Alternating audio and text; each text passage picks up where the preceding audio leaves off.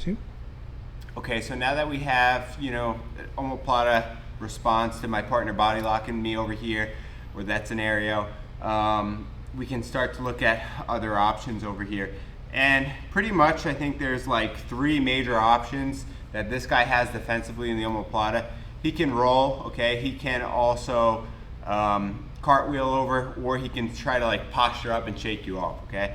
And what I want to do now is just introduce kind of like the omoplata crucifix from when my partner kind of tries to posture up a little bit, okay? So we're going to deal with the problem with posture this week. Maybe another day we'll get to the other problems, okay? So I'm going to actually start from that omoplata position, okay? And we're here, okay? Once this leg comes in front of the face, I have the thread of the omoplata, right?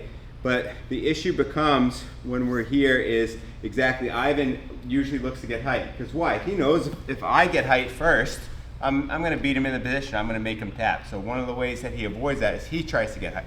And you have this game where you're trying to rock and also he's trying to kind of like posture up. And when this happens over here, what I want to start to see if I can do is basically make a switch and reach for my partner's hip. So can we rotate actually this way, Ivan? Yes. So as I rock, he comes up and I switch, okay? And I want to definitely control his arm. You know, if you have the lapel here, that would be great as well. You can also figure for your legs at this stage of the game if you'd like. Or if I don't have the lapel, I just want to kind of control his triceps or make a grip here. But this grip on the hip now is going to look to drag him out, okay? Because I want to sit him down to actually this hip. So as I rotate this hip, I'm going to use my foot on the ground like so. And I'm basically kind of pulling him to his side over here. You can come back. Sometimes, if your figure four is tight enough, or your leg just has a good bite over here, you might even be able to get away with two hands. And I drag him to his hip. Do we see that? And the whole idea is the more I turn Ivan's back to me, the harder it is to free this arm. The harder it is to limp his arm out. So I want to start looking to control his arm and climb the ladder until I kind of get to a good bite on his shoulder or his gi or his arm over here. And I'm going to tell you, if he tries to limp his arm out now, no chance, okay? So now we have the omoplata crucifix position, all right? And from here, I elected to get the lapel. This is great. What I'm going to look to start to do is get my first finish. So this foot's going to come on the ground. I'm going to look to start to hip escape. And as I hip escape, this knee is going to drift downwards towards the mat. And we're going to see, as I start to do that, I get a Kimura action on my partner's arm, okay? So, again. So I'm here with Ivan. We're just gonna take it from the omoplata position over here. Let's back up a little bit, Ivan. Yes, good. Okay, so we're just gonna take it from the omoplata position over here. I start to rock my legs to get up. He rocks back, and I just look for his hip, okay? I can go two hands, or if I needed some more insurance, I can go one hand and have the other hand kind of keep his elbow more or less in the mix so it doesn't limp out, okay? And then once I'm here, even if Ivan goes to try to build back up to his hip, I'm always dragging until I get him back. And I'm climbing, as I do that, I'm climbing him. So please, this way. Come back up, please, to your knees.